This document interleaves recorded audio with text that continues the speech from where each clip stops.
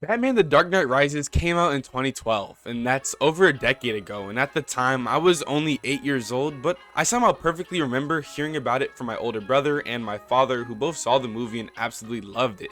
One thing that they talked about was the villain, Bane, this masked villain that was almost as terrifying as the Joker, but in another way. Joker messed with us in the previous movie through his psychological terror and really inflicting the wounds and causing people to see the terror in themselves. But Bane was much more of a physical threat that seemed to be in alignment with previous superhero movies, where the bad guy is someone bigger and stronger that our hero needs to go on their typical hero journey in order to defeat them.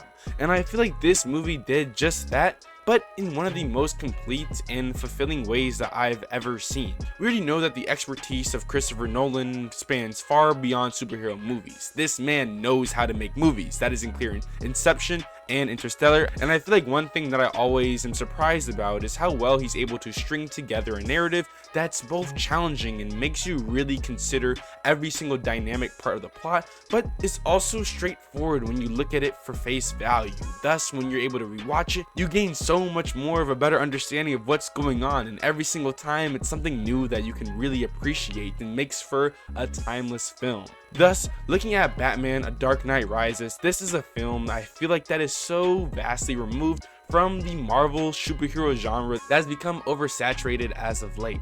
And I feel like this was so refreshing to me as someone who loves superheroes and loves Marvel to see a completely different take and perspective on the genre. In totality, I feel like Christopher Nolan's Batman Trilogy was near perfect, and I feel like this movie was not my favorite, but I just loved it for how complete it was. It truly builds us up and tears us down and builds us back up multiple times. It can be predictable at points, but within that predictability, there is always something to keep you interesting and engaged. It's not a I don't care about this movie type of aspect, but it's I want to know more. I want to understand why. This felt like the longest movie out of the trilogy, but it also felt like one that I could not take my eyes off of, and that's because every single moment had me curious of how the story was going to play out. And yes, there might have been some plot holes here and there, but it always made for an engaging time that kept my eyes glued to the screen.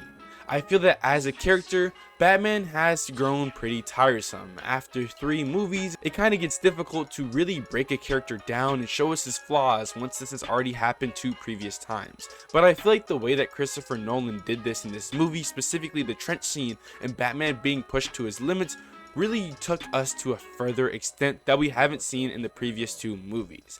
I also do believe that Bane really brought in a different element of who a villain is. As I mentioned earlier, villains are usually physically intimidating and make you feel fear because if they came up to you, what would you do? And while I would say the same thing can apply for both Joker and Scarecrow in the first 2 movies, I feel like this was also a psychological thriller in a sense, as it really made us see when Batman has someone that he's not stronger than and he's not smarter than at times, how does he defeat him? I feel like this movie really took a whole cast and slew of characters to show us what would happen if the cops are trapped, and they needed certain individuals to really rise above and come together, which at the end of the day is the crux of the Batman story. A regular individual who goes through a tragic event of losing his parents and has to find himself in order to become this masked vigilante that doesn't kill and abides by certain rules. And I feel like I love how this story really played between the dynamics of who Batman is as a person and who he is as a vigilante. I think that Christopher Nolan does such a fantastic job of stripping down our characters and really letting the audience decide for themselves who they are.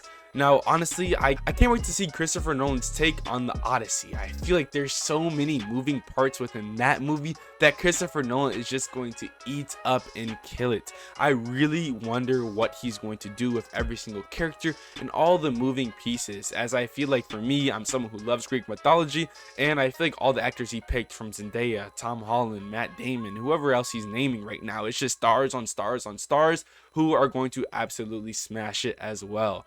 Please let me know what other movies I should watch down below. I'm planning to do a little October horror movie film watch where every day or every other day up until Halloween I watch a horror movie.